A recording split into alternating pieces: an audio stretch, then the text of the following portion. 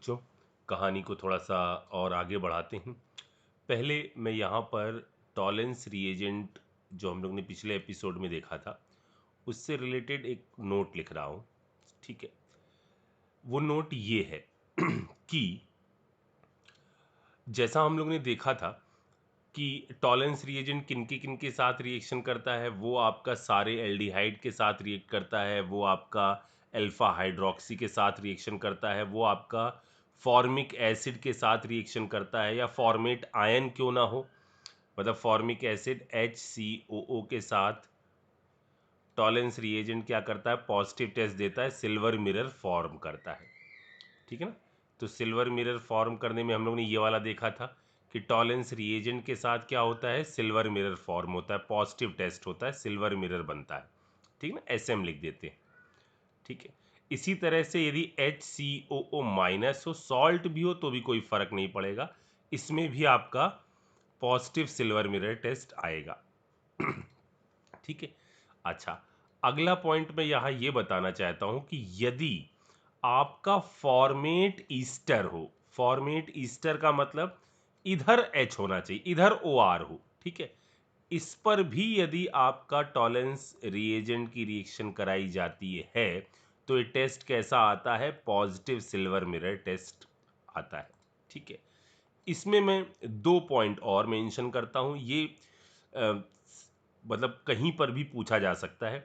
Hydrazine हो, NH2 NH2, या ऐसे लिख दिया जाए N2H4, ये कंपाउंड हो, या आपका कंपाउंड हो NH, और यहाँ मैं बॉन्ड बना देता हूँ ऐसे, चलो ठीक है ऐसे लिख देता हूँ NH2H, ये भी आपका क्या करते हैं, पॉजिटिव सिल्वर मिरर टेस्ट देते हैं। तो ये अगर एक आध चीज़ें और बची हुई हैं वो हम लोग आगे देखेंगे जब हम लोग एल्कोहल और एसिड की रिएक्शन पढ़ेंगे, तो जो कंपाउंड बनता है ना वो भी सिल्वर मिरर टेस्ट पॉजिटिव देता है। फिलहाल आप इतनी चीज़ों को दिमाग में सेट करिए, हम आगे बढ़ते हैं और बात करते हैं जो हम लोगों ने रिएजेंट देखे हैं, जरा उनकी एक एनालिसिस करते हैं। जैसे CH3, यहाँ मैंने लिखा CH3। ठीक है बच्चों, इसके बाद मैं यहाँ पर लिख रहा हूँ एक एल्कोहल CH3 CH2OH। ठीक, यहाँ मैं लिख देता हूँ CH3 CHO, और यहाँ लिख देता हूँ मैं CH3 COOH। ठीक है। अच्छा, अब इसमें जरा सा हम देखते हैं कि हम क्या इधर से इधर कैसे जा सकते हैं, इससे इसमें कैसे जा सकते हैं। देखो, एल्केन को एल्कोहल में डायरेक्ट ऑक्सीडाइज नहीं कर सकते। ठीक है, अगर किसी कंपाउंड के पास 3 डिग्री का हाइड्रोजन है, एल्केन जनरली ऑक्सीडाइज नहीं होती, बहुत कम रिएक्टिव होती हैं। अगर कहीं पर 3 डिग्री का हाइड्रोजन है, मतलब ये वाला केस, ऐसा एक H 3 डिग्री पर जुड़ा हो, तब ऐसा होता है कि KMnO4 इसको ऑक्सीडाइज करके एक एल्कोहल बना सकता है। इसके अलावा एल्केन को डायरेक्टली आप OH में चेंज नहीं कर पाओगे, इसकी कोई डायरेक्ट रिएक्शन अपने पास नहीं है। तो सर फिर क्या कर सकते हैं, फिर आप ये कर सकते हो कि स्टेप यूज करो। डायरेक्ट नहीं है, कोई रिएजेंट नहीं, तो आप ये कर सकते हो, Br2H न्यू कर लो, एक जगह पर Br लग जाएगा। ठीक है, फिर एक्वस से एल्कोहल, एल्कोहलिक से एल्कीन, तो क्या यूज कर लो, एक्वस KOH, इससे ये कन्वर्ट हो जाएगा इसके अंदर। ठीक, अच्छा मुझे बताओ कि क्या इसको इसमें कन्वर्ट किया जा सकता है, एल्कोहल को सीधे एल्केन में आप कन्वर्ट कर सकते हैं, कोई रिड्यूसिंग एजेंट है आपके पास ऐसा, तो हाँ, पापा हैं अपने पास, पापा इस काम को कर सकते हैं। क्या, रेड फॉस्फोरस प्लस HI इस काम को कर सकता है। ठीक, अच्छा अब एल्कोहल से हम आगे चलते हैं। एल्कोहल को क्या हम कार्बोनिल कंपाउंड में चेंज कर सकते हैं? इसके कुछ एजेंट हम लोग ने पढ़े हैं क्या जो एल्कोहल को कार्बोनिल कंपाउंड में चेंज कर दे? अरे बहुत सारे पढ़े हैं, बहुत सारे। पीसीसी, दूसरा पीडीसी, याद करो। ये सब क्या करते थे? कॉपर हीट, ये सब आपका क्या करते थे? एल्कोहल को उठाकर कहां पर ले जाते थे? कार्बोनिल कंपाउंड में ले जाते थे। ठीक है। अच्छा सर, क्या यहां से वापस आने का भी कोई तरीका है? आप सोचो, बताओ।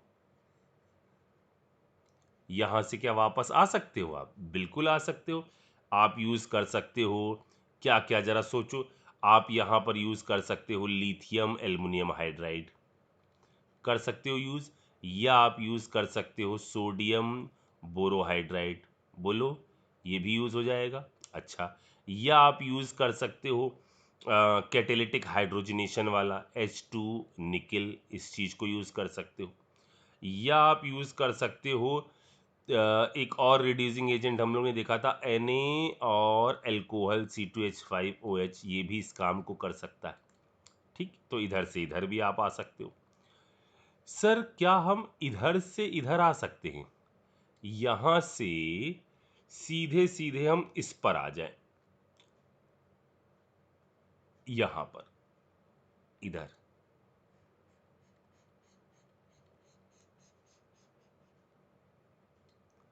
तो सोचो जरा सा, क्या इस पर हम लोग इस काम को कर सकते हैं? देखो, इस काम को करने के तरीके में दो चीजें हम और इंक्लूड कर रहे हैं। ठीक है, वो दो चीजें हमारी, ये दो रिएक्शन है। एक है ZnHg, Zn और मरकरी का एमेल्गम इन प्रेजेंस ऑफ HCl। ठीक है, यहां पर रिएक्शन कहलाती है क्लेमेंशन रिडक्शन। ये कहलाती है क्लेमेंशन रिडक्शन। ठीक है, क्लेमेंशन रिडक्शन में पहले मैं दूसरा रिएजेंट भी बोल दूं। दूसरा होता है second Wolff Kishner reduction, NH2NH2 in presence of OH minus. यहां रिडक्शन होता है कौन से मीडियम में? एसिडिक मीडियम में। यहां रिडक्शन होता है कौन से मीडियम में? बेसिक मीडियम में। इसको हम शॉर्ट फॉर्म में CR बोलेंगे और इसको हम बोलते हैं वुल्फ किस्नर रिडक्शन।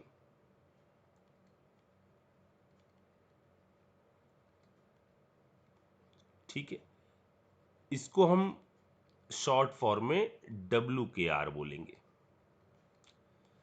ठीक, दोनों के दोनों कंपाउंड, दोनों के दोनों रिएजेंट करते क्या है?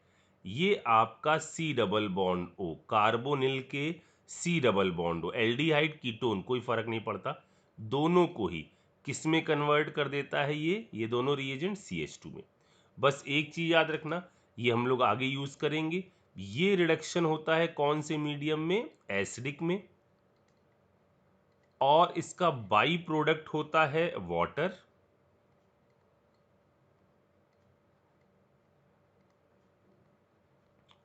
ठीक है, यहां पर ये रिएक्शन होती है बेसिक मीडियम में और इसका बाई प्रोडक्ट होता है नाइट्रोजन। ठीक, अच्छा, और आगे बढ़ते हैं।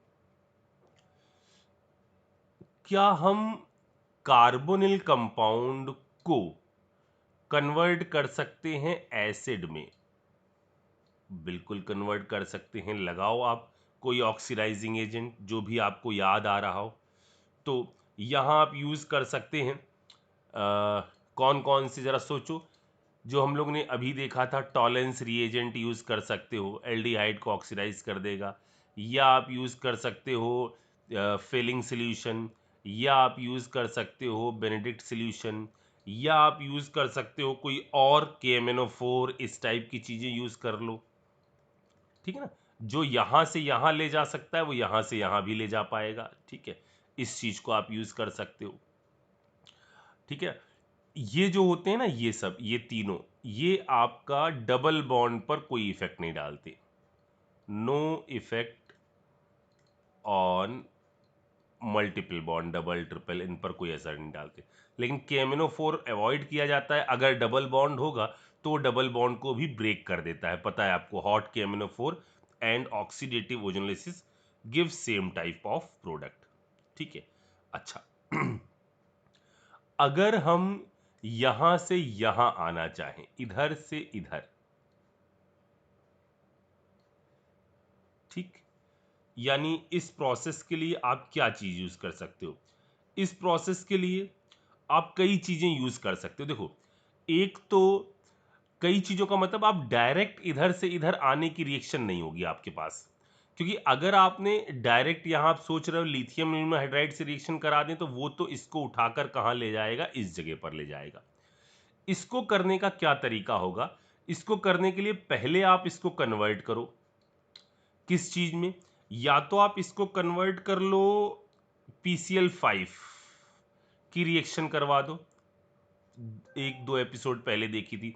OH को किस में कन्वर्ट कर देगा? ये कन्वर्ट कर देगा C डबल बॉन्ड OCl के अंदर, ठीक। फिर आप इस पर रिएक्शन करा सकते हो, रोजनमुंड रिएक्शन, H2PD BaSO4, ये आपका इस कंपाउंड को कन्वर्ट कर देगा किस चीज में? कार्बोनिल कंपाउंड में ले आएगा। या आप इस पर रिएक्शन करवा सकते हो किस कंपाउंड की? LBAH, लिथियम ब्यूटॉक्सी एल्युमिनियम हाइड्राइड, याद है आपको? इसमें यदि आपने टेम्परेचर -78 डिग्री सेल्सियस रखा तो आप यहां से कार्बोनिल में पहुंच जाओगे। नहीं आ रही बात समझ में? ठीक है। अच्छा, या और क्या काम हो सकता है? या आप फिर इसको ईस्टर में कन्वर्ट कर दो और डिबाल की रिएक्शन करा दो। या आप इसको किस में कन्वर्ट करो? ईस्टर में। सर ईस्टर में कैसे कन्वर्ट होगा? देखो, एल्कोहल और एसिड, ये आपने पढ़ा होगा 9th-10th में। एल्कोहल और एसिड जब आपस में रिएक्शन करते हैं तो फ्रूटी स्मेल का सॉल्यूशन बनता है, जिसको आप ईस्टर कहते हैं। तो पहले ईस्टर में कन्वर्ट कर दो और ईस्टर पर आप करा सकते हो क्या? डिबाल। ये बात भी समझ में आ गई? अच्छा सर, और भी कुछ है क्या? अभी रुको तो। अब यदि हमसे कहा जाए कि आप कन्वर्ट करो इस कंपाउंड को, देखिएगा, ये बात, नीचे आओ, अभी देखना, ये गए, ये गए, ये गए, ये गए, जंप मारो। सर मतलब क्या सर जंप मारना जरूरी? सर इसको एक बार एक्सप्लेन कर देंगे आप? मैं बता रहा हूं अभी। फिर यहां से हम आ गए इधर, क्या ये कन्वर्जन हो सकता है? बिल्कुल ये कन्वर्जन हो सकता है, और यहां पर आप अपना नामी ग्रामी रिएजेंट यूज कर लीजिए, LiAlH4, ठीक है। या यूज किया जा सकता है BH3, या इसको ऐसे भी BH3 भी लिखा जाता है, या कभी कभार आप इसको B2H6 भी लिख दें। जाहिर सी बात है, आपको पता होगा ये डाइमराइज कर जाता है, B2H6। ये भी यूज किया जा सकता है। ये यूज क्यों किया जा सकता है? क्योंकि इसके अंदर दमड़ी कम लगती है। सर दमड़ी मतलब ये सस्ता होता है।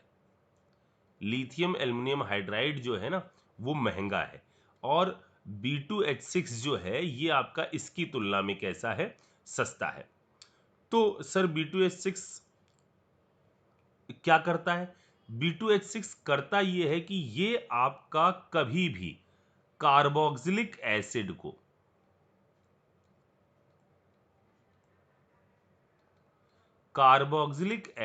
को, ले आता है कहां पर?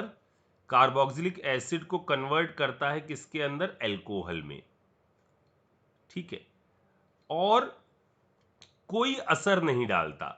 क्या ये आपका कोई असर नहीं डालता? जब कार्बोक्सिलिक एसिड से हम एल्कोहल में कन्वर्ट कर रहे हो ना, और आपने B2H6 लिया हो, तो कोई इफेक्ट नहीं डालता, no effect on cyanide group पर कोई रिएक्शन नहीं है इसकी, नाइट्रो ग्रुप पर कोई रिएक्शन नहीं है इसकी, ईस्टर पर कोई रिएक्शन नहीं है इसकी। और यदि आप बात करो कार्बोनिल कंपाउंड पर, तो कार्बोनिल कंपाउंड पर कोई रिएक्शन नहीं है। मतलब यदि आपको कहीं पर सिर्फ एसिड को ही रिड्यूस करना है और इन पर कोई असर न डालना हो, तो आप यूज करो कौन सी चीज को? डिबाल को। डिबाल कह रहे, सॉरी, BH3 या B2H6 वाले कंपाउंड को। ठीक है ना, क्योंकि ये कोई असर नहीं डालता किन चीजों पर? साइनाइड, नाइट्रो, ईस्टर और कार्बोनिल कंपाउंड पर। इन पर कोई असर नहीं पड़ता। ठीक है ना। लेकिन लेकिन लेकिन लेकिन बट ये याद रखना, बट रिएक्ट विथ